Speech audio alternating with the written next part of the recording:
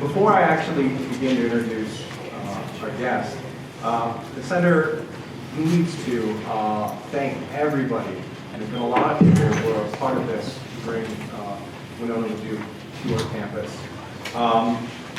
This event has been co-sponsored by UMD's American Indian Studies. It's also been co-sponsored by Geography, Urban, Environment, and Sustainability Studies. It's also been co-sponsored by Women, Gender, and Sexuality Studies.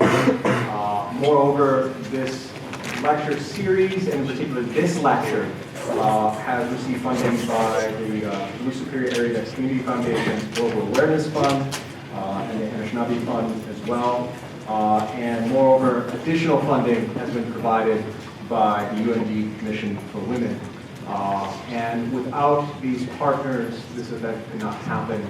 Moreover, I'd like to extend a special debt of gratitude to Professor Beth Bartlett, that has been my teacher for quite so many years, and without her, this definitely wouldn't happen.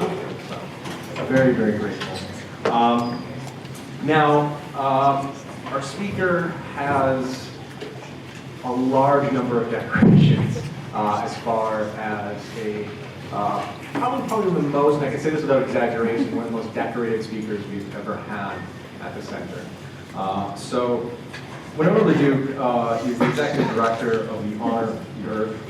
In 1994, just to give some of her awards, she was nominated by Time Magazine as one of America's 50 most promising leaders under the age of 40. She's been awarded the Thomas Merton Award in 1996, the IHA Community Service Award in 1997, the Anne Bancroft Award for Women Leadership Fellowship, and the Reebok Human Rights Award. She is also a member of Greenpeace. She is co-chair of the Indigenous Women's Network.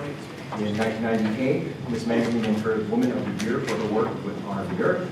And of course, she's written extensively. Her books include The Militarization of Indian Countries, that's in 2011, Recovering the Sacred, The Power of Naming, in 2005, the nonfiction book All Our Relations, Native Struggles for Land and Life, this is 1999, and the novel Last Standing Woman, 1997. Now, she's going to speak, and we also have a time for Q&A as well. You'll notice, I want to mention this, we have microphones on both sides. So after she's done with her lecture, please come up on either side and feel free to ask questions. So without further ado, I'm greatly excited to introduce Winona LaDuke.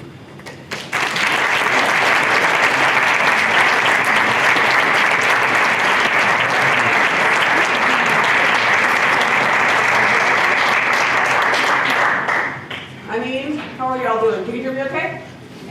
Yes. Anin doing LaDuke? Bigabagi Magas, Spini, Secret, Makwa, Badam, Gababani, Kab, Ishkanikin, and Dukiban, which. Thank you again for the honor of being here with me tonight. These are going to just go, so you don't have to look at me the whole time. That's what's going on there. A lot of my family pictures, and then a lot of them you'll recognize as our territory. And I don't know, I just like showing them, so there you go. And we can talk about them at the end, but I think that a lot of them I will basically discuss during the course of my lecture. So again, thank you very much for the honor of being here today. You know, it's quite funny because about 4 months ago, I asked the university in Minnesota here if they would consider sponsoring a debate between myself and the Enbridge company.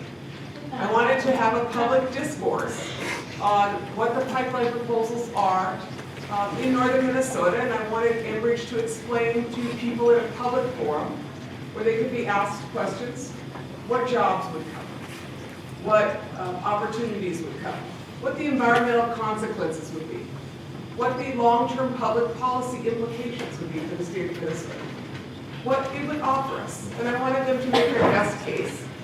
And then my thought was that I would make my best case. And it will be a public debate. I, have a long history of public debating, although many of you know it was not allowed in the presidential debates. It was my running mate in 1996 and 2000. But I think that public policy issues actually should be discussed in public forums. And so, that is what I thought. And the university graciously asked the Enbridge company if they would consider such a debate. And after kind of hemming and hawing for about a month and a half, they declined. And so I am saying that I think that the issues should be rated.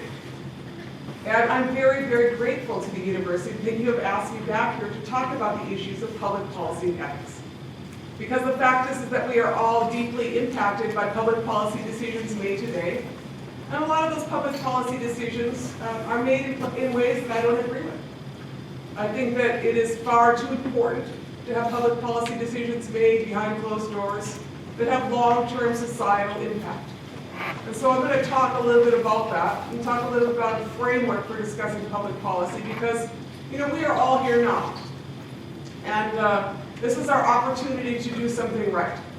For those of you, most of you do not know this, I would gather, but I'm going to tell you that I'm running for the office of chairwoman of the White Earth Reservation.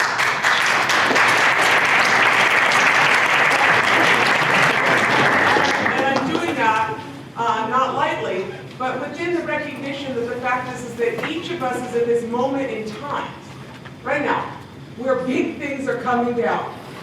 Big things. Whether it is, mining operations that are proposed, whether it is the Enbridge pipelines, whether it is the appropriations of millions of dollars by some tribes for casinos. Whatever it is, those are coming down, and those are decisions that are going to have implications for the generations that are not here yet. And so, really my goal as a human being is really this, is to be someone that my ancestors are proud of, and that my descendants are grateful to. And I say that to you as someone who is a public citizen. I learned many great lessons from my running mate, Ralph Nader, and one of them was that sometimes a private citizen must become a public citizen. Sometimes you must step outside of your arena of comfort to do something of consequences that is, much bigger than what you might be comfortable doing. But I would make the case to you that those times are in fact now in Minnesota. Those times are every day. That democracy is not a spectator sport. It is not something that voting is frankly not enough.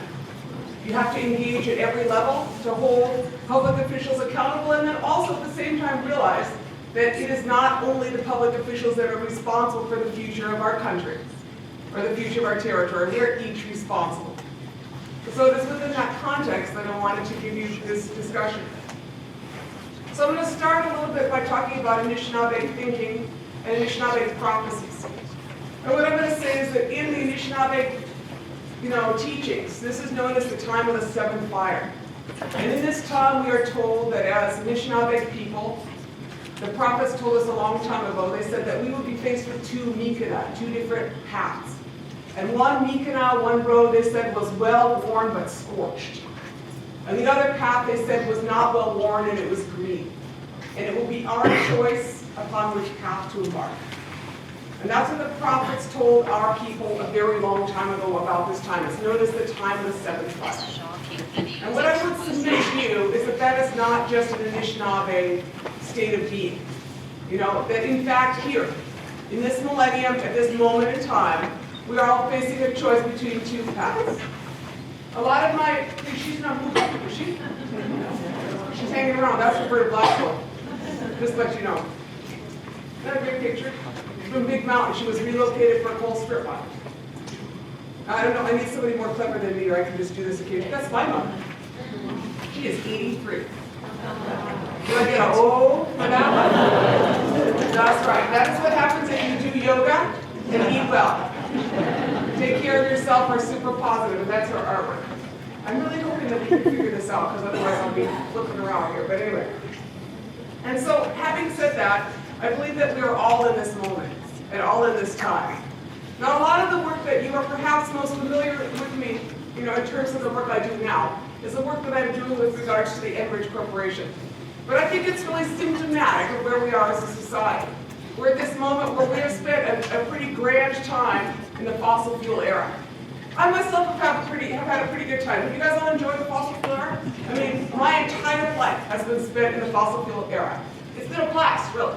I flew around, I went to drive-in movies, remember those things? Those are super fun. Do you have any drive-in movies here left? No, it's like tragic, It's like so fun, riding around, doing all this cool stuff. Now we're at this moment where I ran out of the heat index hit 165 degrees. The this last summer. You know, we have kind of combusted ourselves to the edge of oblivion. And it's been a grand era, but really what I want is a graceful transition out. That's what I want. I don't want to crash my way out with having destroyed every ecosystem, having oil throughout the wild rice beds, and having combusted ourselves to oblivion to the point where no area is safe from climate change. And at present, no area is. But we are flooding, we are baking, we are experiencing severe winds, and we are experiencing just the beginning of what will be happening. So I believe that those prophecies are in fact prophecies that are very much applicable to the broader society. So let me talk a little bit about public policy from perhaps an Indigenous perspective. Now, I'm not going to make any assumptions about the University of Minnesota, but what I'm going to tell you is that having been educated and spent a lot of time in public schools and a lot of time in private universities, I found that no matter what the university is, by and large, Indigenous thinking is not taught there. That is to say that I will give you a perfect example. At Harvard University, I studied it as an undergraduate student. If you wanted to study the art of Europe, you went to the Fine Arts Department. If you wanted to study the art of Indigenous peoples, you went to anthropology. To me, that is an indicator of what is valued in knowledge. And I would submit to you that that is one of the challenges we face in the broader institutional arena, is what knowledge is considered valuable, what knowledge is considered legitimate, and what is taught. And what I'm going to suggest to you is that it is perhaps true that the answer is not within the box that we are in. That sometimes you might need to get out of the box. You might need to have the courage to think about what it is we are doing as people and what it is we are doing in terms of public policy. So that is basically the basis of this lecture. So let me start with saying that in Indigenous thinking, I would say that there are some basic tenets that are tenets that have allowed us to exist for thousands of years without destroying ecosystems and with some relationship that is respectful to each other. I will say that the basic tenet of Indigenous public policy, if we will call it that, or Indigenous thinking, is one, that the Creator's law is the highest law, higher than the laws made by nations, states, and municipalities, and one would do well to live in accordance with the Creator's law. That is the first I will say. The second is the idea of Indinaway Muganatuk, or we are all related. In Indigenous teachings, what we understand is that, that us as humans, we are pretty much the last ones to arrive, and we are dependent on the rest of our relatives. Our dodeum, our clan systems are in fact based on our set of relations and the observation of the wisdom and teachings that were given to us by our relatives. We understand that we are related whether we have wings or fins or roots or paws. Those are all our relatives. We are all related. A third precept of Indigenous thinking is that the world is animate. That is to say, in Anishinaabe-Moan, for instance, I suppose I should go like that. In Anishinaabe-Moan, most of our nouns, a lot of beings are animate. For instance, the word asid, the word for stone, is an animate noun, indicating what? That it has life, it has spirit unto itself. That is a worldview that it understands a totally different presence of beings than perhaps in a Western mind. And also, I would say that fourth, perhaps a very significant tenet, is that of the idea that in each deliberation, we should consider the impact upon the seventh generation from now. When you make a decision today, the decision you will make today will affect generations who are not yet here. And one would do well to think about them, because we are the ones who are in the position to do something. This is my sister Lorna. She is terrified. She's not here yet, but you better stay in the room, because when she gets here, she's going to be mad if you're leaving. No. So that is a little bit about tenets of Indigenous thinking. But I say that because, to me, as we look at where we are today, that is not where we are in the world that we live in today. Instead of believing that the Creator's law is the highest law, we live in a society which believes that you can basically make your own laws and that man's laws are superior to the Creator's laws. So we could do things like trade pollution credits and hope that that's going to work out. Change recommended daily allowances of pollutant according to who is in power at the time and what pack is giving you the most money, essentially. We can juggle those limits all around. And we can end up with 10,000 chemicals that we don't even know what they are until we are drinking birth control, in our water supply, basically, in dry cleaning fluid. And we're thinking that that's going to work out for us. We believe instead, in this society, that we are all related. We have spent a lot of time compartmentalizing ourselves and making sure that humans are separate from the rest of the world and that we are superior. And that what happens to those beings, well, that's kind of tough on them, but we're cool, So you look at the extinctions that are occurring and the mass extinction that is occurring today, that extinction is not part of some kind of Darwin or social, Darwinism. It's not like those guys just couldn't hang out because they weren't tough enough. It's because of policy decisions in greed. Let us talk about the moose. Why is the moose gone from our territory? What has happened to the moose? Is it just because they just really couldn't hang out up here? Or is it because we fragmented all of the land, all of the forest in northern Minnesota? Climate change has changed things all around them. We have overhunted and we have destroyed habitat. And then we have introduced diseases that have spread from things like cattle into the other live beings. There's a lot of things we have done. We have created a situation where many of our relatives are paupers in their ecosystems. Paupers in their ecosystems. One of the best examples of that is the example of fish in the Columbia River, the salmon. Barely can survive. They're choking out. That is what we have done to our relatives. Instead of viewing the world as animate, the fact is that public policy defines things in terms of their utilitarian benefit to humans. So instead of seeing it as a forest, which is alive, is full of beings and has a right to exist, we refer to everything in terms of its natural resource value, timber resources. I was at a ceremony a few years ago and I was asking about the copper, and I said, what about that copper? How do I keep that copper in the ground? We were talking about a copper mine over in northern Michigan. And what the spirit said to me? The spirit said there's a reason the copper is in the ground. The fact is that things have reasons for being where they are. And just because they exist doesn't mean that we should take them. And that is something that I teach 2-year-olds and 3-year-olds. Is just because it is there, it does not mean it is yours. And that is not a teaching we have in terms of public policy. Instead, we have this perception that anything that is out there is ours. Whether it is alive or dead, we in fact commodify the sacred. And instead of having a public policy which is based on the 7th generation from now, we have a public policy that is in fact based largely on fiscal years, on election years, corporate profits, whatever it is.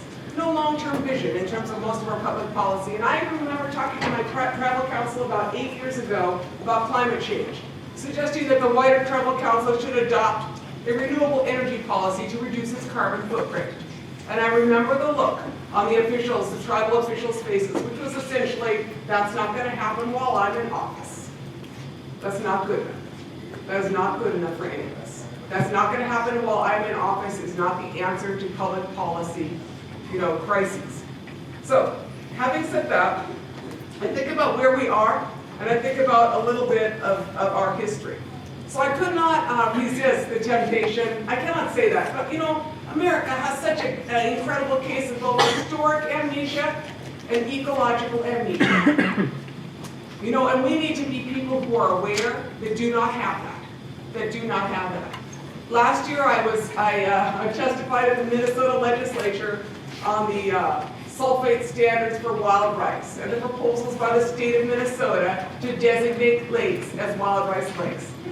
And you guys hung out with me for 15 minutes here or whatever, and I have actually really, really low blood pressure. I'm like, I don't know, I'm like just above a lizard or something, like chill out, I'm super good. But every time I go to the Minnesota State Legislature, my blood pressure goes up and I get really upset. And that was the first thing I said to them. I said, this is 2015 and a Native woman should not feel so distressed when she goes to the state legislature.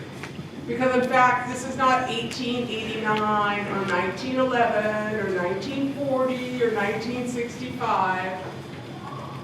This is 2015 and now this is 2016.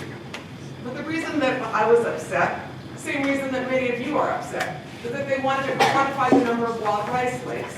And then in that quantification, I said, so you're going to count the 40% of the lakes you already destroyed. Where does that start? You know? Do we say, well, we already messed that one up, so that don't count no more? Is that how that works? You know? Well, we already, messed up the water levels in that lake, so it's not really a wild rice lake anymore. Or we already contaminated it, so we aren't going to count it. That's not fair, and you don't get to do that. I want a recognition of the significance of wild rice as the gift that the Creator gave us. As Anishinaabe people, we were instructed to go to a place where the food grows upon the water, and that was wild rice. This is a sacred place. This is our sacred land that the Creator sent us to. This is where we came to. And I want all of those lakes to be listed. And the reason I know that that is important is that there is a lake on the Mille Lacs Reservation that for many years the water level was very high. And the Commissioner of Natural Resources went and was, quarreling with the state of Minnesota about the water level and said, you need to lower the water level. And they said there's never going to be rice coming back. And you know what? It was 17 years after the rice had disappeared on that lake that rice reappeared.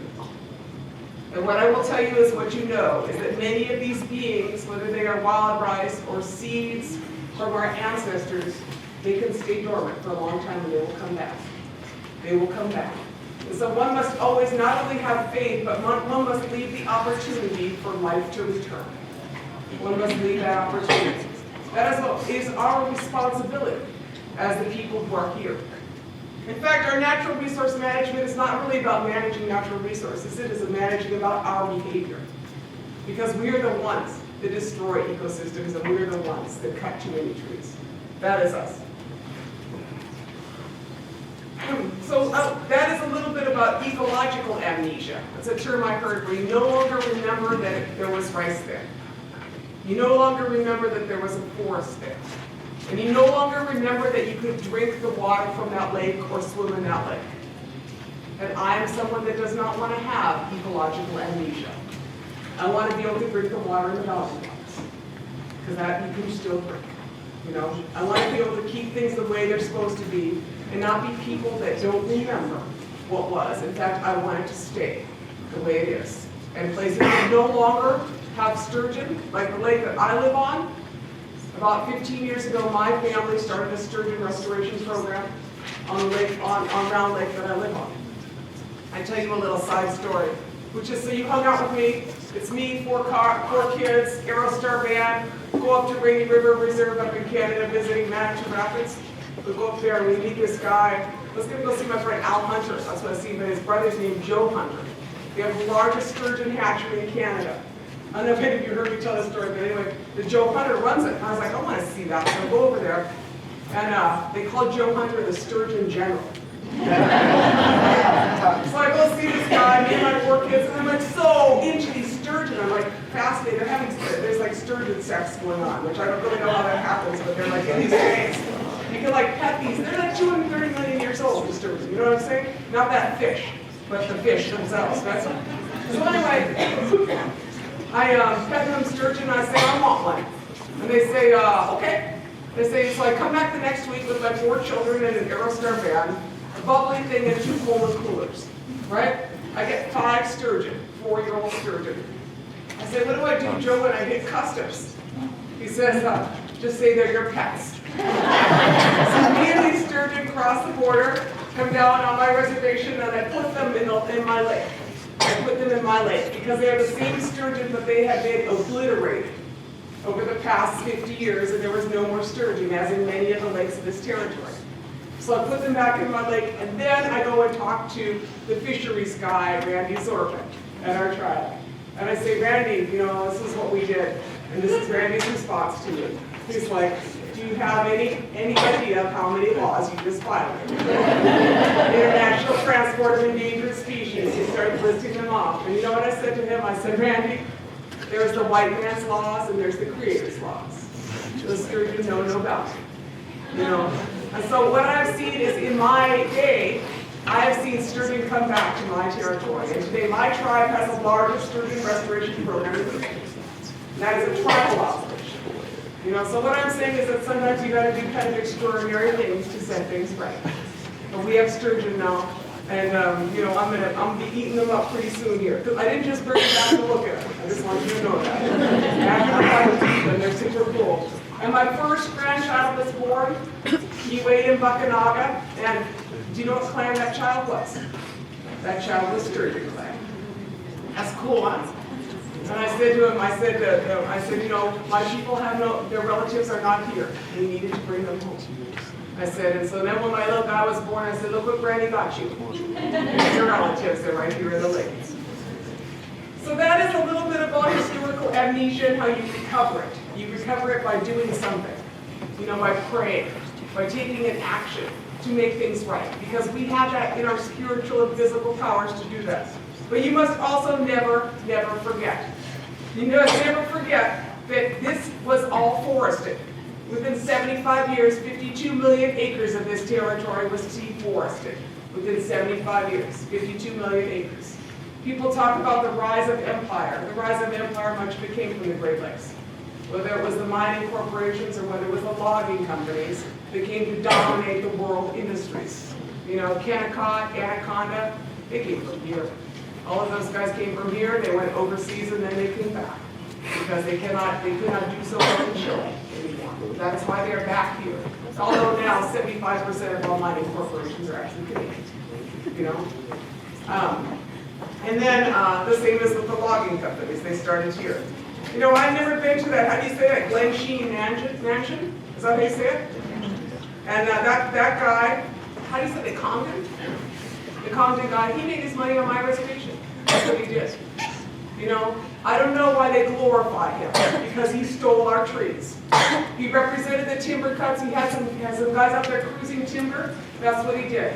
And he cruised it, and they said it was oak and it was and he paid a penny on the dollar for it, and he cut the trees and deforested my reservation, and he got a mansion out of it. You know?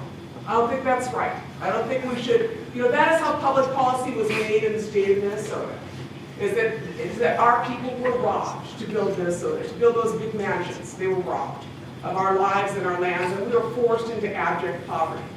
And it continued for many, many years. Some people think it ended in the 1890s. It did not. You know, by 1904, our people controlled none of their land, and were made refugees. And still here in the city of Duluth, there are many Anishinaabe refugees that are living in a homeless shelter. You know, they're from my reservation. And they are still refugees. They cannot find a place. They cannot find adequate care. You know, and you know, that is something wrong. It is really something wrong. And we must be honest about it. That the first people should be refugees in their own land. You know, it's not as if it was our fault. And it's not like, you know, it just didn't work out for us. It's that some got rich and some got poor. And that poverty is intergenerational. You know, everything from the fact that a native person from my reservation or any reservation is 11 times more likely to be incarcerated than a non-Indian. You know, a third of our people have diabetes, and we have the poorest people in the state of Minnesota, and everything else we don't want to have, we have. And what I will tell you is what you can see from me is that we are still here. We're some tough people. We're some tough people, and we are not going anywhere either. I think you got that too. You know, we're staying right here. So I'm going to tell you another story that my man Don Wadle, he came up with this, and he was doing some research with Tad Johnson, I believe, from the university here. He was reading this really obscure report, you know, so here it is. This is a heartbreaking story I'm going to tell you. This is heartbreaking. Here it is. 1911, St. Paul Pioneer Press, October 29th. The sheriff and his men came to the Indian village of Chief Wadena at Murray Beach and Mille Lacs. The chief and the men unroofed and tore down frame structures and winter cabins. Then the sheriff set fire to the ruined village. This is 1911 at Lake Black's. Wadena was seized, and after a sharp struggle, they put him into irons, a man of rank and importance, but nevertheless a man with a breaking heart. In irons, he watched his home be burned. He and his relatives then set off to find a place to live. 1911, Black's Lake. You know, and that's what I'm telling you, is that is a historical amnesia that should not happen in Minnesota. And that is why, you know, my blood pressure rises when I go to the state of Minnesota to hear them and to testify, and they say, you know, we're bringing a pipeline through, or we're bringing a mine. You know, what exactly are we supposed to do? You know, when that is what happened to us, and we have not recovered from the historic trauma of the last set of burning of our villages. You know, how are we supposed to react? So what I believe is that in the present era, as I testified at the Minnesota legislature, and as I have testified a number of times at hearings on the Enbridge Company, is that in 2015 and 2016, this is not 1911. This is not 1889. This is Minnesota now. And Native people and everyone else have a right to live here. And those rights, and not only the rights of humans, but the rights of the wild rice, the rights of rivers, the rights of the natural world, and of wolves, should not be superseded by the rights of corporations, whether they are Canadian or American corporations. And that is in fact kind of the public policy quandary we find ourselves in today, is who has superior rights, and how in fact do we make a system of law and a system of public policy which cares for life and does not care for money. And that is, and in saying that, what I am saying is something that you all know, is that public policy and law are vital. They change. And it is incumbent upon us to create institutions which protect our world and do not protect the rights of these corporations. So let me talk a little bit about Enbridge, because I like to talk about Enbridge, and because they didn't want to talk to me, so I thought I'd talk to you about it. Okay, so, I am, you guys hung out with me. I'm a pretty smart girl. I had no idea about the sandpiper, until, about 2013. 2012, and, I hear this announcement. I'm like, what the heck? What the heck is not a response to public policy? To start with. But I was like, who told us that? How'd that happen? But, I thought I was a smart girl. Now they're going to run a pipeline across my reservation. Like, what the heck? Where was I? Was I asleep at the wheel? No. That's how things happen. There's this big announcement, and all of a sudden, you end up scrambling. You end up scrambling because you have no idea what they're doing. Okay, so that's how it starts, right? So I have to drink this water brought to me by Pepsi or something, right? Thank you. I'm sorry, I didn't know that. I just realized I was like hollering away here. All right, so I go in, super researcher, I'm just ready to go find out, and they, announce these hearings just right away. You guys all notice that? They're like announcing really quick. They're gonna have some public information hearings and they're gonna slam some hearings. I was like, okay, well, we better find out about this. So we go to find out about the route, the Enbridge route. I first round out of the gate. It wasn't just me. It was Willis Matson and these other nice, Norwegians up by me.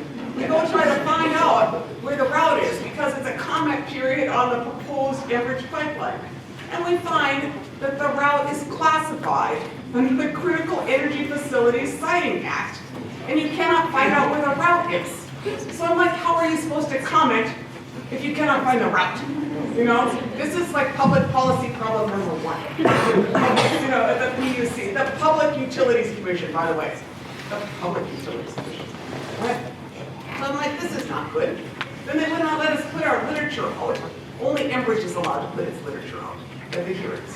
Then they had these hearings, and some of you, I was at the hearing here in Duluth, some of those hearings are like, whoa, let me check this out. Let me have one on January 3rd in Crookston. Right, that's like really fun to skate into Crookston when it's 20 below. And you know what y'all know what I'm saying, right? Like if you're gonna have public hearings over something that you want public participation in, you don't have it on January 3rd. You have public hearings maybe during the summer. You have public hearings over a course of time, and you don't force people to speak for 3 minutes and make it like really tough to get in. It's almost like winning the lottery to get up to talk in some of those hearings, That is a ridiculous and preposterous use of public policy. The fact is that anything as significant as $20 million or $20 billion worth of investments into new pipelines, I'd like to know what's going on. I'd like to know what's going on. So, we had that problem. And then, we had this problem with the tribal governance. So this is the problem. I mentioned already it's 2016. And in 2016, it seems like tribal governments, we had we have this executive order by Mark Dayton in his Enlightenment that said that you have to consult with tribes. You know, public policy decisions have to be discussed with tribes. Why would that be? Because we have jurisdiction. You know, because we are people, because we are nations, and we are governments. And so it is not as if we are asking a great white father to do something. It is like, Mark, you know, you are here and we are here. We precede you. And now would be a good time to talk to us. So he passed this thing, you know? He passed this executive order saying all the departments have to. So then, my tribe, followed by Mille Lacs, my tribe being Player, writes a letter to the Department of Commerce and said, you know, you didn't consult with us. You're trying to bring this pipeline through here and you haven't talked to us. And as a matter of fact, we'd like a hearing on our reservation. That's what we like. And then in a very terse letter, I believe it was written back to Melanie, Melanie Benjamin, the chairwoman of the Mille Lacs Reservation. The terse letter says, we don't have to talk to tribes. We're the Department of Commerce and we don't have an executive order which governs us. We're the Public Utilities Commission in the Department of Commerce and no one said we had to talk to you, so we're just going to proceed ahead. I mean, it said it in other terms, but that's what it said. Now, I can be honest, I found that a little dismissive. You know, it's like, we don't have to talk to you, we're us. You know, we're like more important and we're special and we don't talk to anybody. We're the Public Utilities Commission, right? So I'm having more and more problems and I'm not getting anxieties, I'm getting irritated with this. You know, anxieties is different. Irritated is the Public Utilities Commission. You know, it just proceeded to get worse and worse. So then they're kind of running roughshod over us and roughshod over the rest of Minnesota, frankly. Not just us. I'm just kind of giving you our perspective on it, but you know, short hearings, no notice, like put the thing up, you know, in Hackensack they try to go to the meeting and it wasn't clear, nobody knew where the meeting was. You know, and then finally they get to the meeting and like every cop in Hackensack is lined up like this gauntlet that people have to walk through for a hearing with the Public Utilities Commission in Enbridge. Now you guys, you know, Hackensack is you know, it's not like, you know, Jerusalem or the Gaza. You know, this is Hackensack. You know what I'm saying is, it's like you don't need every cop from the whole county lined up to watch citizens go into a hearing process. I don't like it. I don't like public policy conducted with fear. I don't like public policy conducted with intimidation. You know, we should not be ashamed. We should have public policy that is in the light, not in the dark. And then our tribes decide we had it. Well, that's a summation. There's a legal term. You know, so we hold hearings on June 4th and 5th of last year. The White Earth Band of Ojibwe holds a hearing on the proposed pipelines, and then followed by the Mille Lacs Band of Ojibwe holds a hearing on the pipelines, because tribes have the right to hold hearings themselves. And we were excluded from the hearing process by the state of Minnesota. So we hold these hearings, you know, we have turnout, people really participate, they testify, you know, and there was a hearing report that was issued by both tribes on that. And then on the back side of that, the state of Minnesota issues, the PUC issues a permit, meaning the certificate of need for the pipeline. Total disregard, no participation by tribal governments. So are you guys irritated yet? Yeah. See what I'm saying? It's like, that's why we're mad about this whole thing. It's like, yeah, I mean, it's like super irritating, the whole process, super disregarding for tribal governments, tribal people, and we're the most impacted by it. You know, run right through, roughshod over our communities and our rice beds. So then, the Public Utilities Commission is sued by Friends of the Headwaters. Some of you follow this. Finally, it goes to the Minnesota court. The court orders that they do a full EIS at the Public Utilities Commission and says you got to go back to square one. You can't issue a certificate of need without a full environmental impact statement. Court ordered. Then what happens? Court order. The state of Minnesota Public Utilities Commission appeals the court order by the Minnesota courts to do an EIS. So, you know, how am I supposed to trust these guys? You know, they don't even want to do an environmental impact statement on a huge pipeline corridor. You know, this to me is like, wow, you guys are not grown up at all. You know, you are not behaving like grown-up policymakers. And so that is, you know, that is what they did, and they failed it, and then they lost. the Minnesota Supreme Court, the Minnesota, the court ruled that they had to do the full EIS, you know? But that was after everything. And so now we're in this process where they're trying to do kind of like what they would call a Cracker Jacks box EIS. They want to do the least EIS process of all. Anything that is that impacted. You know, we are talking about hundreds of millions of tons of carbon to be added to the environment by the Enbridge company. In Enbridge's assessment, they want to only talk about the carbon at their pumping stations and the electricity that is caught, you know, that takes for that. They don't want to talk about the 1.4 or 2.3 million barrels of oil that is crossing the state of Minnesota and how much combusting that is. That is not enlightened public policy, and we are, you know, we are people that are going to have to require a full set of public policy.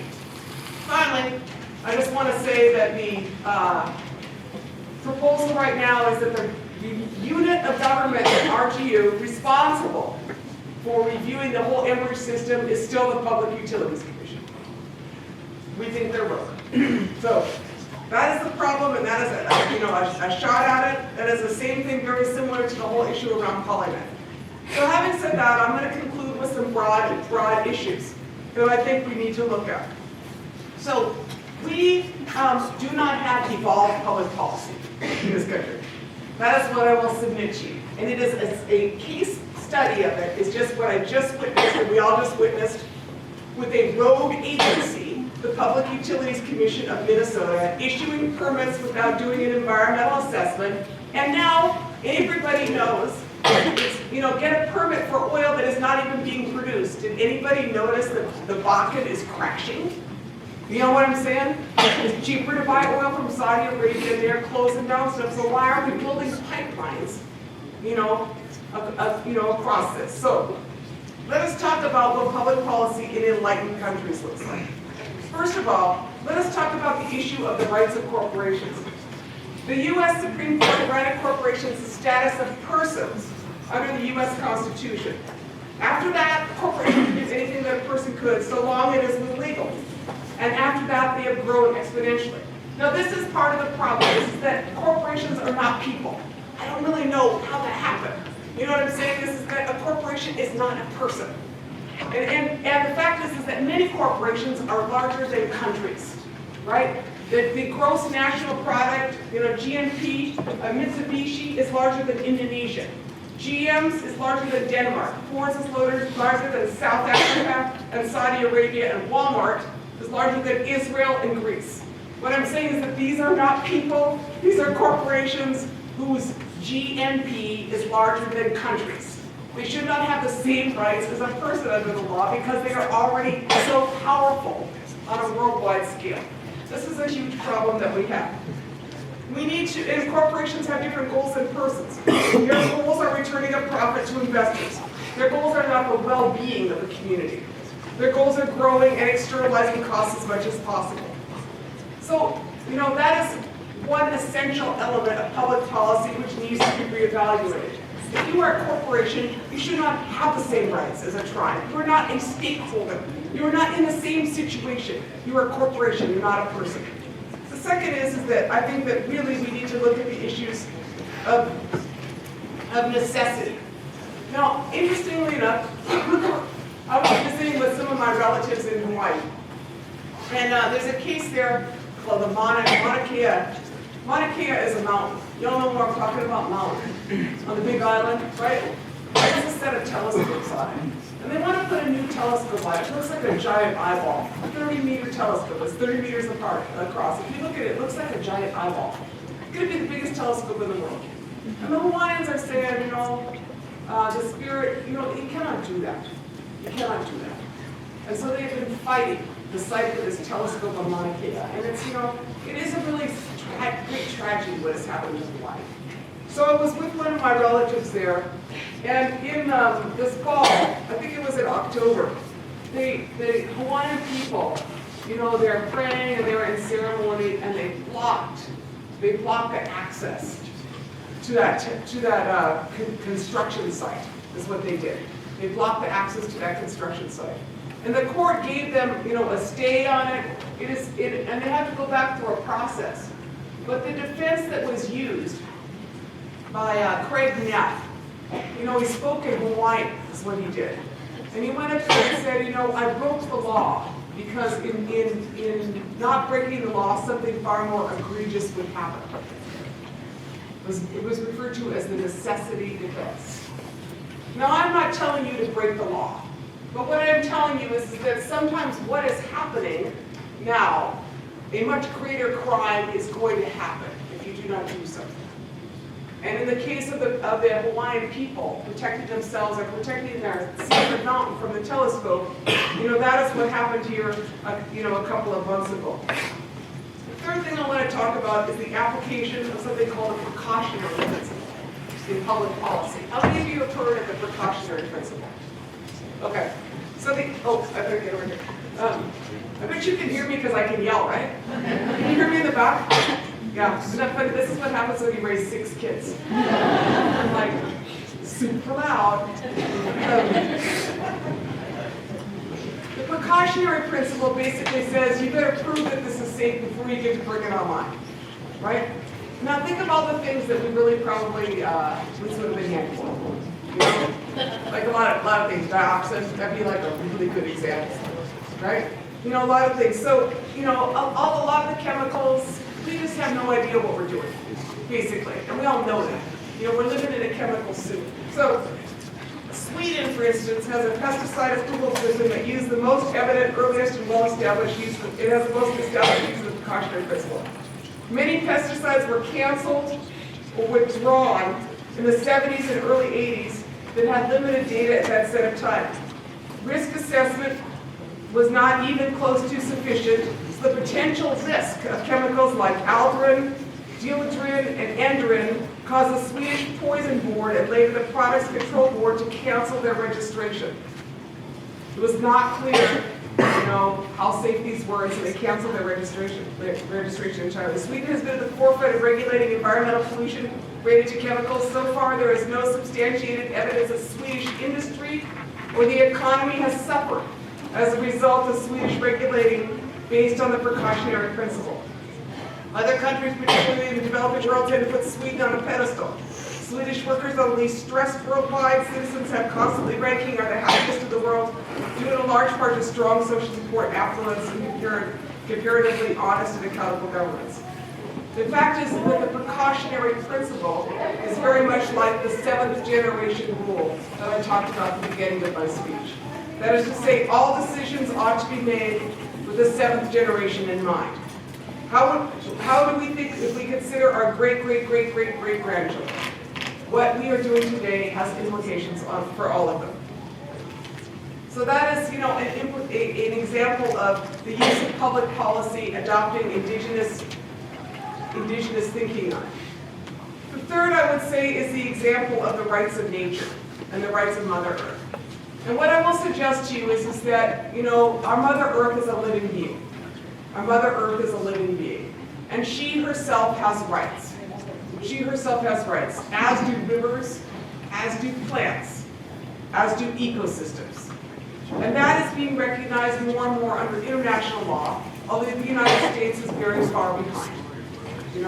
And I find that in a country that prides itself as being so smart, that we are so far behind, I find it a little bit baffling and a little bit embarrassing. So, for instance, the rights of Mother Earth that were enumerated in the Bolivian Constitution include the right to life, that is the right to the maintenance and the integrity of life systems and natural processes which sustain them, the right to the diversity of life, the right to the preservation and differentiation of a variety of beings, and those beings should not be genetically altered, the right to water. It is a right to the preservation of the quality and composition of water to sustain life systems, the right to clean air. It is the right of the preservation of the quality and composition of air to sustain life systems, to equilibrium. The right to the maintenance and restoration of the interrelation, interdependence, and ability to complement the functionality of the components of Mother Earth. The right to restoration. The right to an effective and opportune restoration of life systems. The right to live free of contamination. rights that are enumerated in the Bolivian Constitution, which I would suggest are the rights that we should enumerate as well in our public policy. That is a little bit about where I think that public policy should go, and I believe that now it is in fact the time to do that. You know, we're all at this moment in time. In our prophecies, we're told that this is the time of the seventh fire, but we have a choice between two paths, one well-worn and scorched, and we all know what that looks like. And one not well-worn, and it is green. And it will be our choice upon which path to embark. To me, the public policy of the state of Minnesota, of our tribal governments, and the larger United States should be public policy which in fact ensures that those generations which have not yet arrived have a shot at being here. And when they arrive, the quality of life they have will be a quality of life that they are due. And I believe that that is really the ethical use of public policy in this area. I want to thank you for your time, and I'd be happy to have open for some questions.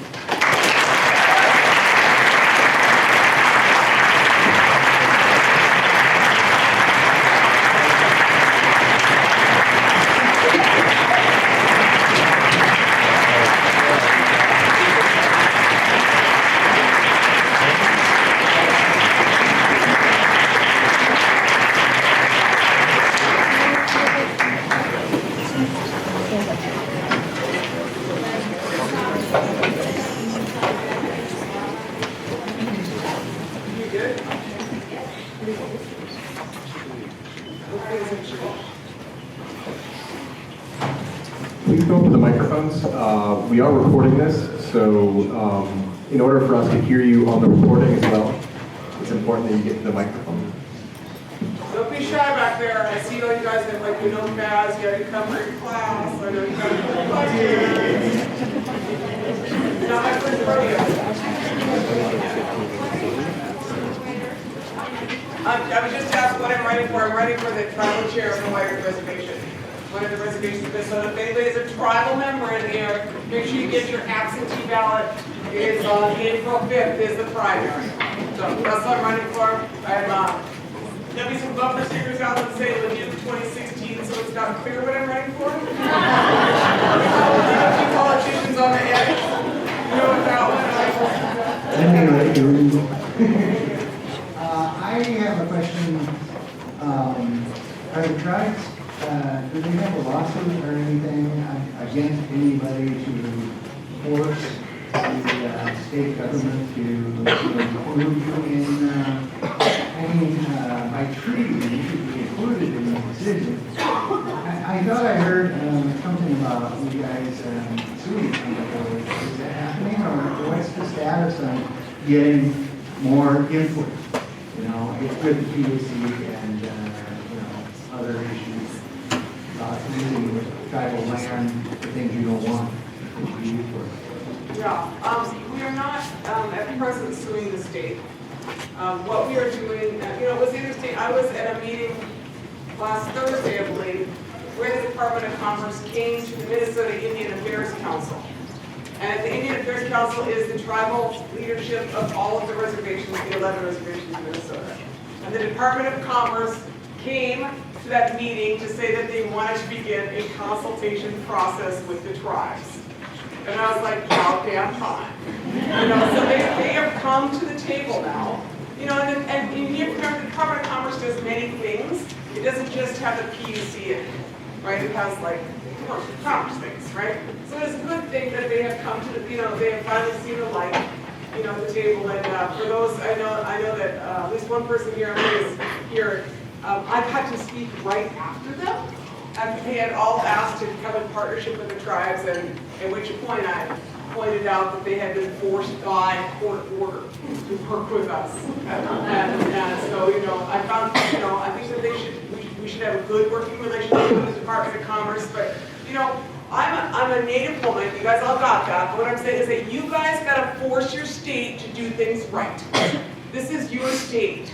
They cannot, it's not only treating us like second-class citizens, it's like this is 2016, and you need to conduct public policy in a good way. Not conduct policy in the way that you did in 1911 when you burned people out. It's a totally different era.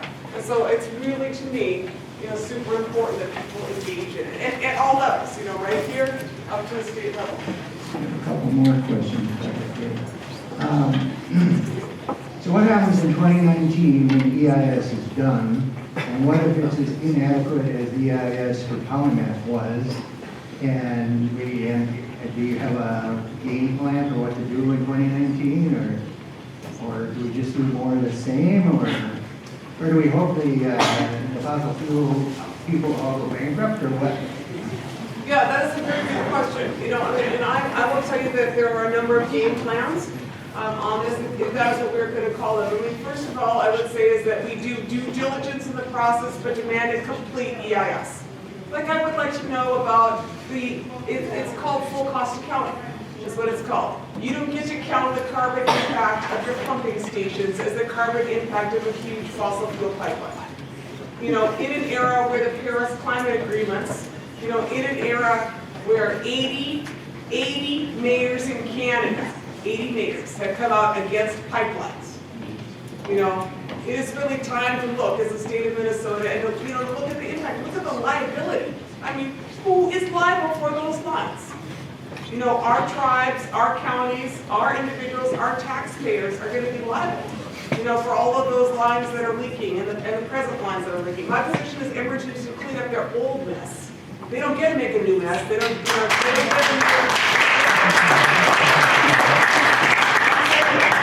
watching this line, we have 6 lines going across right now. And line 3, they've already been looking at it, has 900 structural anomalies in it. A structural anomaly is what caused the Kalamazoo spill.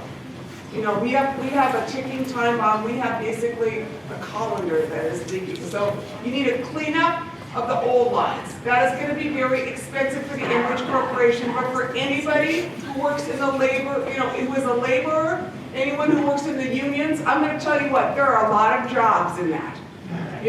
We should be employing a lot of people in building infrastructure that makes sense for the state of Minnesota and in fixing infrastructure that is broken in the state of Minnesota. And the Enbridge company should be paying for all of their infrastructure and getting it fixed up.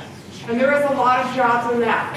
There's far more jobs in fixing things than in throwing down new pipe. The other thing is that I'm just going to say briefly is that Enbridge is not the only responsible company in this. There's another company known as Marathon Oil. Marathon Oil has gas stations in the state of Minnesota, 30 of them. The Mille Lacs Band has just canceled contracts with 3 Marathon stations and said you better move on to other stations. Because they're small businesses that just took up a Marathon contract. Marathon is a 1/3 owner of the pipelines. I have been focused entirely on Enbridge, but you don't get off scot-free if you're the reason that they have the pipelines. That's Marathon Oil. And so join with us in challenging Marathon Oil, because Marathon Oil needs to get out of the sandpiper. That's what we want.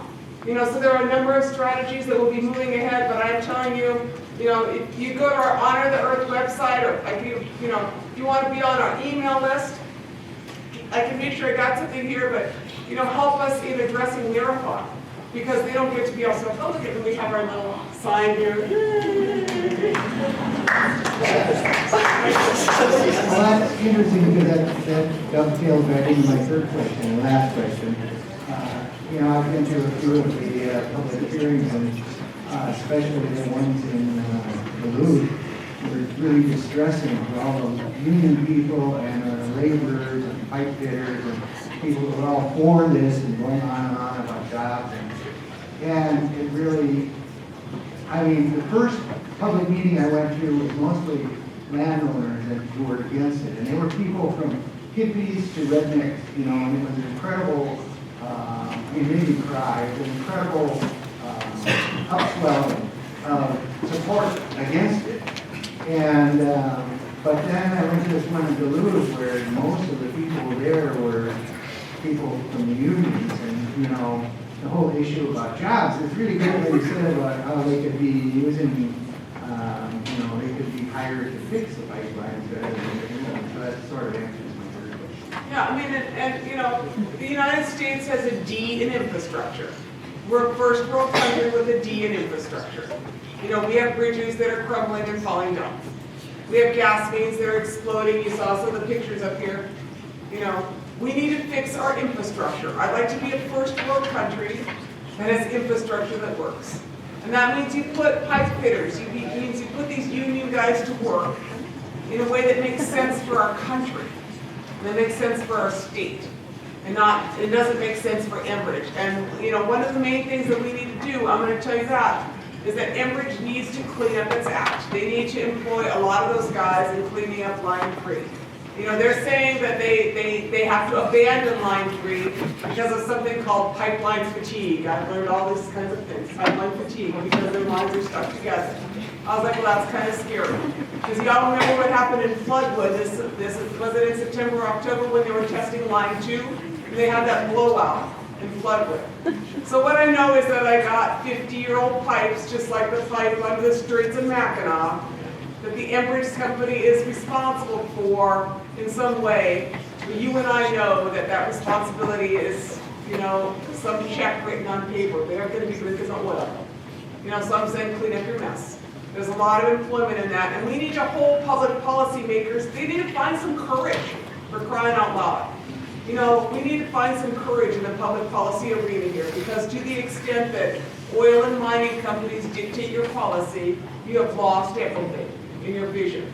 You know, and I can see it, and y'all can see it. You know, Minnesota Power should not give a blank to industrial consumers on the back of the rest of us. You know, that kind of stuff is wrong. You know, that's the most inefficient use of power in the world, this mining operations. They're down there digging for just little specks. You know, it's time to quit digging for little specks. Time to do the right thing. You know, oh my God, you guys got me started. I'm going to keep going. Well, y'all know what I'm saying is you need an economic adjustment. They talk about structurally adjusting third world countries. We need a structural adjustment in our country. We need to go see the chiropractor and get our act together. And our public policy and on our economy. You know? Yes, young lady. Sorry. Come on. Hi, my name is Ann Gabries. I'm a student in the Masters of Social Work program here. But before that, I was doing a lot more policy work and got really overwhelmed and really saddened by kind of the dialogue and the systems of power in our country. I understand social work is not going to do much better. But my question for you is sort of how do you find the energy and the inspiration to kind of overcome that seemingly insurmountable, the powers that be, the systems as they are, to keep working to change that? I just know, like you were talking about Citizens United you alluded to, and just sort of like corporations are now people, how do we find our power as everyday citizens, and especially in this climate that to me seems really scary. Yeah, that's a really good question. I mean, you know, first I'm going to say I just look at the perspective. I mean, we're first world people. We have first world privilege. We have first world problems. I mean, my kids are like upset if their cell phone charger is missing. That's like first world problems, right? You know, that's what we have. You know, to be honest, like our stuff is like little stuff.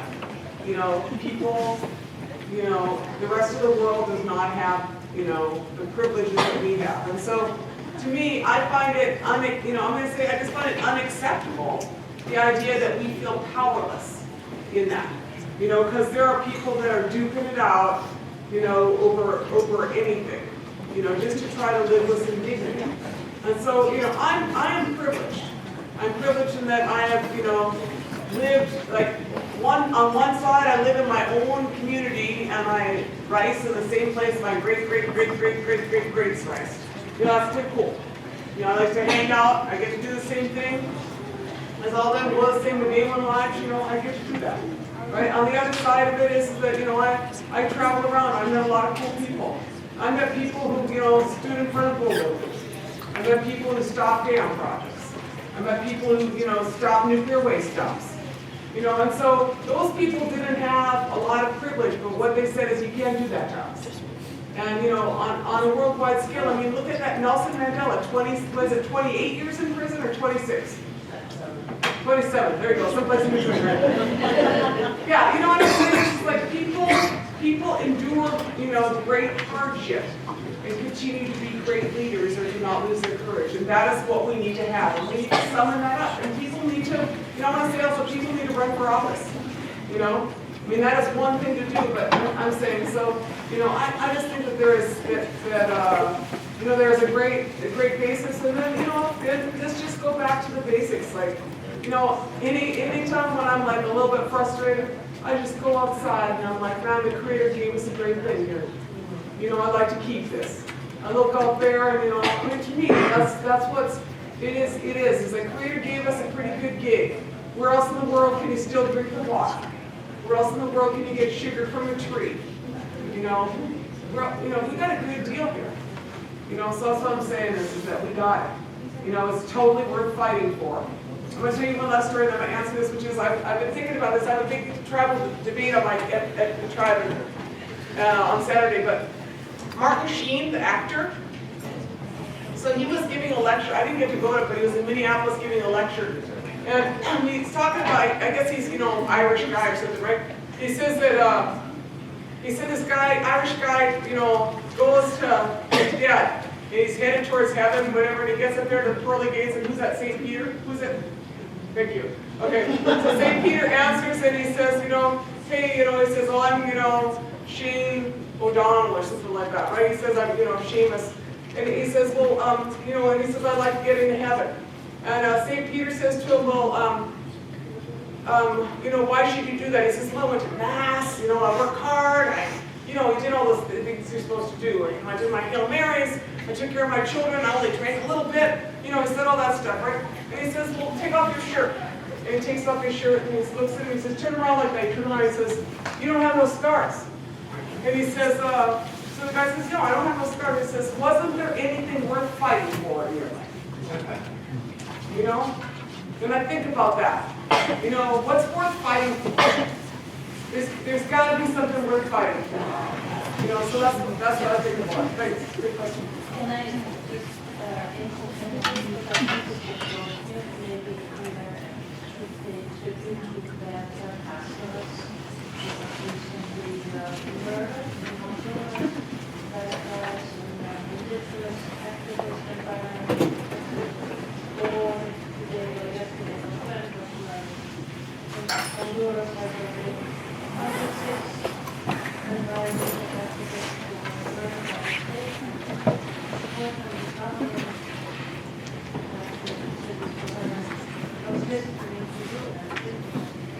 Yes, that's right. People should not be murdered by their governments. Our government should not fund those murders. Our government should not make deals on it. And I believe someone said there's going to be a gathering on 4 o'clock Sunday, Peace Church. We're having a vigil for her at Peace Church, 4 o'clock on Sunday. 4 o'clock on Sunday, Peace Church, a gathering. And then a potluck after. Thank you. For our indigenous sister who just was killed, Mexico, yeah? In Honduras, yeah. Last week. Thank you. Thank you for saying that. Yes, young lady. Yeah, so we kind of touched on a lot on this broken system that we have, right? And my question is, how do we as the electorate put pressure on our policymakers to be ethical in their decision making? I think that there are a lot of ways you do that. You attend their meetings, you call them to a higher, you force them to a higher dialogue. You force and demand public debates on these issues. So that people cannot, they cannot be shady stuff. You call them out. You use the media to call them out. Because the fact is that Enbridge went down and, they have done this many times, but Enbridge has gone down and badgered and threatened, at the state level, and I know that they did it throughout Canada. They threatened Indian tribes there, and they said, Indian tribes that had diesel generators powering their villages. And they said, we're going in with 15 million this week, so we're offering next week it's going to be 10 million. We need to out that. That needs to be known. That is not acceptable. I told Enbridge, they're talking to me about it, and I said, you cannot do that to us. We're not those Indians that you can come in and threaten. You know, we're big tribes and we're not gonna get threatened. You know, I think that and I think that you need to have a discourse about what is appropriate public policy. You know, the precautionary principle adopted by Sweden is a kind of a public policy we need in Minnesota. Like, you know, there's a lot of Swedish people in Minnesota. Can the Swedes please organize yourselves? This is not a native thing. This is like a Swedish thing. You know, and to, you know, to use the more enlightened behavior and to, you know, keep upping it.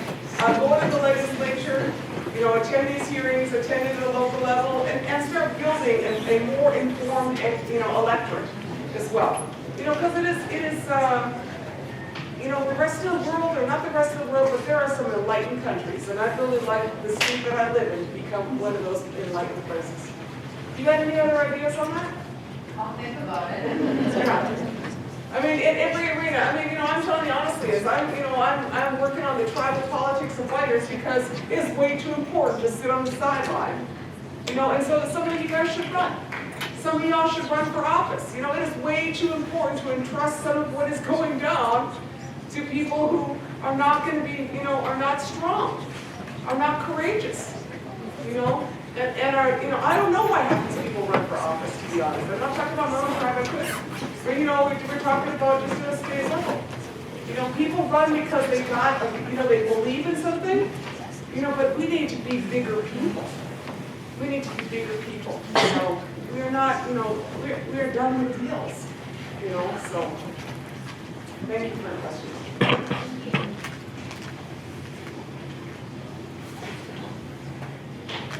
Hi there. My name is Mike Baumgarten. I'm a student here at UMD, and kind of going off your last point about courage, kind of goes into the question of compatibility and sustainability. So, just out of curiosity, like, how many people here own a car? I mean, like, honestly, or like have a cell phone. And earlier you talked about our kind of how we're comfortably numb in the fossil fuel era, and to combat like kind of climate change and make like real like progress, not just slowing down pipelines and such. What do you think that green energy is enough to kind of change? I mean, like, or do we have to make a really big fundamental shift in our way of life, like moving away from all these current luxuries, or is it compatible with like a green energy future? Okay, so I was in charge. Okay, you got this? This is like a really big if. If I was in charge of things, this is what I do. You got this? Y'all taking notes? Take notes. If I was in charge, you'd localize your food economy. Right? Why would you do that? Because fossil fuels are all over our foods. Things that are called side are all over our foods. Fungicides, pesticides, herbicides. If it says side in it, it's related to homicide, suicide, and genocide. You don't want things to say side on your food. So you get the sides out of your food. You go organic and you go local, right? You do cool things like, you know, that half into the earth greenhouse thing where you use, you know what I'm talking about? Like, this is not like science fiction. This is how people grow food, you know, when they extend your season, right? So I localize my food, and you save about 25% of your fossil fuels if you localize your food and go organic. That'd be kind of cool, huh? You wouldn't have to ship it all over, and you know, you can eat all that cool stuff. Right, that's what I do. So the second thing I do is that I would localize my energy. You know, I'm an economist by training. That whole economies of scale thing, oh yeah, that assumes that you can externalize all of your, you know, all of your problems, right? And so we basically put a dam up in northern Canada and we say, well, we don't really care about those people. We're just going to get the power down and we're going to call it green energy from Manitoba Hydro. We all know that's BS. It's not green energy at that scale. So what you do is you get smaller and you get more efficient because 57% of the power in the American energy, 57% of the power is wasted between point of origin and point of consumption. Why is that? Because you have like an 80-year-old coal generator operated by Minnesota Power. That's older than, you know, my mother is older than that. But this is like, you know, get real. That's pretty damn inefficient. My mother's not a coal generator. You know what I'm saying? This is like, get real, get some efficient local power to start with, right? And then quit wasting it. You know, what kind of idiot system wastes 57% of their power between point of origin and point of consumption? A stupid system, right? And then add to that, then you added like these new fabulous mining proposals that are single most energy intensive mining proposals. You know, I mean, copper mining is like a ton of ore, you got like 1 million tons of waste or some incredible amount of junk. Now, why do you want to waste what precious power you're producing on something that inefficient? Just go dig around for some pennies in the landfill, for crying out loud. I mean, that's a little bit, you understand what I'm saying is, it's like our materials economy is absurd. You gotta get efficient, you quit using all these raw materials because they aren't yours. They belong to the earth. You know, they don't belong to us. Every last scrap of, you know, copper all the way down. And then you do cool things like you build a transportation system that wouldn't be an embarrassment to Bulgaria. You know, there used to be like a cool little train up here, and I gotta go interview this one dude. He worked on the Galloping Goose. Who ever heard of the Galloping Goose? Any of you? It is not fiction, it is true. It ran between like, you know, Deer River, ran Detroit Lake, Staples, it ran over across Grand Rapids on Highway 2. You know, now all we see is coal and bomb trains, right? There used to be people there. And a train, as you know, anybody who's taken a train, is a very elegant transportation system. There's a lot less duress in it. You know, I was in Minneapolis driving and I was like super stressed out. You know, they need you know, trains all along those highways. And they only get to put them on the already corridors. That's my position, is new infrastructure should go on the highway corridors. That's my position with pipelines. None of them get to be in, but besides that, anything new, just put it in the corridor. Put it right there in the corridor. You know? Just start you know, changing them over. And then finally, my last thing, which is like my plan. I was in Washington, D.C. That one picture is my sister riding a horse in Washington, D.C. I have to say that over and over. I was riding a horse in Washington, D.C. You guys believe it? Like, that sounds cool, huh? Right? I was riding a horse in Washington, D.C., which is not where you want to ride a horse, by the way. It's like super terrifying. There's like, you know, cops and sirens and people with banners and people want to take pictures of your horse. It's like super terrifying. Anyway, so I'm riding a horse in Washington, D.C., and I go to my teepee, which is on the Washington Mall. Does that sound cool?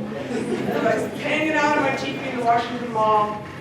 I was supposed to protesting the Keystone Pipeline, which we stopped that, right? Yes. Yeah. Bad projects are stopped by enlightened people in numbers. That's how it happened. So anyway, make a long story short, hanging out with TV at the Washington Mall. Neil Young's hanging out with TV at the Washington Mall. I can say that. Daryl Hannah's hanging out with TV at the Washington Mall. And then this guy comes in. I'm hanging out with my two 15-year-olds in the Washington Mall TV. And they're looking at me. This guy sticks his head in. He says, his name is Phil Blackwell. And he says, and he looks in and he says, Ms. LaDuke. I don't know this guy at the time. I don't know. He says, Ms. LaDuke, would you like to go for a ride in my car? And you know, so I'm sitting there with my two 15-year-old boys, and they're going, no, Mom, you're not going for a ride. And you know, what do they say? They're like, no, Mom. And I'm like looking at the guy, I think that's such a great pickup line from like the 80s. And I'm like, why are you asking me to go for a ride in your car? You know, and I look at the guy and he says, it's a Tesla. And I was like, yes, I would like to go for a ride in your car, right? So I walked out of my teepee into a red four-door Tesla. Isn't that great? That's basically what I want to do. And the reason I want to do that is because I was looking, I was reading this article in Harvard Magazine about Mara Prentice, and it turns out that the car I drive, the car you drive, the car we all drive, combustion engine, 1 gallon, for every 6 gallons of gas, only 1 gallon actually moves the vehicle. It's 16% efficient, right? The drivetrain. Every thing that causes friction in your car causes it to be more inefficient. It's like the laws of thermodynamics. And so Mara Prentice, Harvard professor of physics, explains 16% efficiency in a combustion engine. A Tesla is 65% efficient. That's what I'm saying is like if you want a car, you better be electric. You know what I'm saying? And so, is that technology available? Yes, it is. We're just the furthest behind it. The combustion engine, and she basically said in her whole book, The fossil fuels era is over because an enlightened society would not operate at 16% efficiency. That's what I'm saying, Duluth. You know, I saw that picture of, I saw that picture of that tram that used to go up and down the hill. If you need that back again, who the heck wants to drive that? Yeah. Or something, you know what I'm saying, you need some stuff. Anyways, anything else? I don't have all the answers, but I'm saying you could do far better than we do. I just want to thank you so much for coming to our university. And I also want to thank the Koch brothers Industries because they are one of the big contributors to our Center for Ethics and Public Policy. So given that, I'd like to hear you talk a little bit about the role of the fossil fuel industry in our public institutions. What kind of a relationship should that be given what we know about climate change? Do tribes in their sovereignty positions, have they changed their relationship with the fossil fuel industry? And could you talk a little bit about that? Wait, so you're telling me that my lecture is in part sponsored by the Koch brothers? You didn't know that? Yeah, let's back up to that. Well, they are widely available in public policy, and thank you all for coming. And we'll have to thank the Koch brothers for making it possible in their Koch brothers way.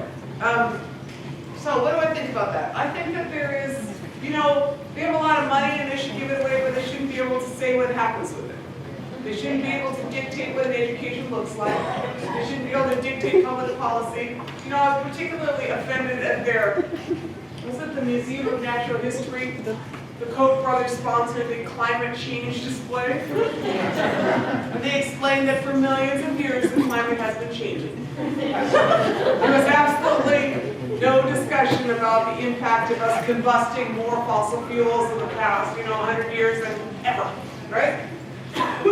They were all about how awesome it was that, things just changed. And so, Monsanto is at the University of Minnesota, Cargill, a corporate education well underwritten. I mean, for those of you who know a little bit about me, I graduated from Harvard University, which was corporate underwritten, and it's fixed. You're responsible for your own critical thinking. If you want to drink the Kool-Aid that the Koch brothers give you, you might want to think about it. And I'm saying this is that, a university or a public, an educational institution should be about critical thinking. Should be about thinking, wide range, and you're in charge of your mind. Nobody else is in charge of your mind, but you. So having said that, I feel like that, they have far too much influence in politics, and I think that they have far too much influence generally in the state. And in all of the states, and I'd like to see less influence by corporations and less influence by, corporations should not be considered persons under the law. And we need to push back against it. Tribes, to answer your question, I did, I believe mentioned earlier that the Mille Lacs band is taking a lead. They, are the largest Ojibwe band in terms of their assets, in terms of their financial assets and the corporations that they work with. But they have just canceled the contracts. I don't exactly know how to say it, but Marathon Oil had 3 stations on the Mille Lacs reservation. And because the Marathon Oil is 1/3 owner of the Sandpiper, they've decided that they are not doing business with Marathon. And that is what ethics looks like, in government. Because sometimes you don't do business with the people who are trying to destroy you. So, maybe the state and the university could learn something from that. The last case I remember in that is a similar case of the Ralph Engelstad Arena. I don't know if any of you know this case, UMD, the Fighting Sioux. And Ralph Engelstad financed that massive $50 million, I believe it was, arena, right? You want to make sure that the Fighting Sioux was all over it, on every chair, in every elevator. And he basically said, this is what you get, UMD. You guys remember this battle with Fighting Sioux? Yeah. And UMD, I suppose you guys are like rivals in hockey and stuff like that, right? And I just remember, they were so upset. But Ralph Engelstad was like how do you call it, a Nazi aficionado, right? He had collected all this Hitler memorabilia. He posed in Hitler's car. He had him with the bust of Hitler, all these things. And I was like, at what point, as a university, do your ethics step in? and saying Nazis don't get to finance things. You know, that's what I think. You know, and you know, they took his money and they fought to the very end for their right to keep the fighting Sioux until it was deemed as racist. And then, you know, I just was quite amused because they had was so heated, a debate over a mascot. You know, in North Dakota, they wanted to pass a constitutional amendment to give them the right to keep the mascot. I was like, that is a crazy use of public policy, right, for a mascot? And then in the end, they passed this law in Minnesota that required a 2-year cooling off period so that they could come up with a new mascot. It's like the whole state needed counseling. It's like, what are you doing? You know, what are you doing? Let's not be as embarrassing as North Dakota. You know? So I'm saying, you know, I don't know what you're going to do about your Koch brothers' money. They give a lot of money to institutions. Don't let them flavor your education. You know, and I'm honored, you know, that you asked me to come here because, as you know, the Kochs and I are not hanging out these days. I know that this gentleman here, did you have a question too? Both of you, but you guys, thanks for coming. Don't do dumb stuff, okay? I'll take one more question and then the rest of you go. I was promised dinner. I was thinking of my supper, so One of the comments about the nature of corporations. If anyone has opportunity to lead the corporations, communities, it makes an important point there about the nature of the psychological corporation with sociopathic personality disorder, psychopath. Corporations meet all the traits of sociopaths as well as fascists. So whenever we're dealing with corporations, we need to realize these are people who have criminal minds, they're ruthless, they have no conscience. You know, they may have smiley faces in their CEOs or their representatives or their lawyers, but corporations that meet the qualities of sociopaths or psychopaths, they cannot be trusted. If they're dealing with legally now persons, they're criminal persons and not real humans with humanity. So people should watch the corporation. I can see it online free. I've written about it. I happen to be a writer in the new reader called Beauty to War. And I've written many articles in the Beauty to War column in the Duluth Reader. They're online, real online. So know what corporations are like, know what fascists are like, and realize that corporations are the embodiment of those types of characterizations. Thank you.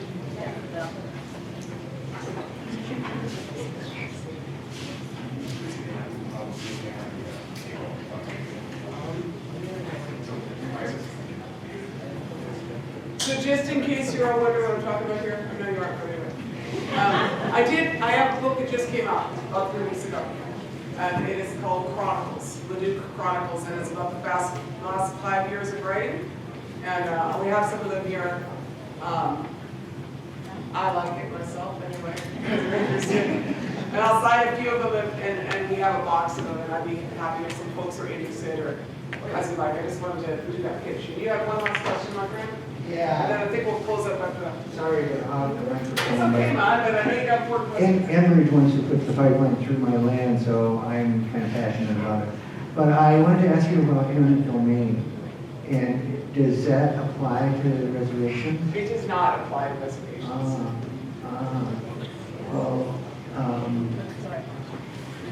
The eminent domain in the state of Minnesota is based on the issuance of a certificate of need. So can't you just block them coming through your land and just say they can't come? If they, I mean, when I tell them they can't come through mine, they say, you know, they're going to eminent domain me, you know?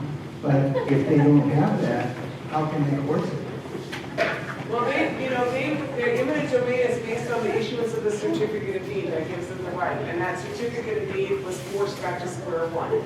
You know, and I don't know that actually all of the legal angles of that have been explored, but my assumption would be is that they have lost the right of eminent domain if they do not us. Well, they shouldn't have it anyway because they're not a public utility. They are not a public utility. They are a Canadian But in other corporation. states, they I think it's a don't huge know. problem. I mean, I think it is a huge problem that a Canadian corporation gets the right of eminent domain over American citizens. You know, and that was the question also, I think, in the TransCanada case. You know, and I feel like that, you know, this is not right.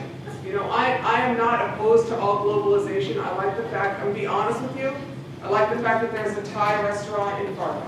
You know, there's also a Thai restaurant in Hackensack now. Now that is the kind of globalization I like, you know. But, you know, it's not the same thing as Cambridge. You know, I like to have good sharing between peoples and not that, you know. So anyway, thank you all so much for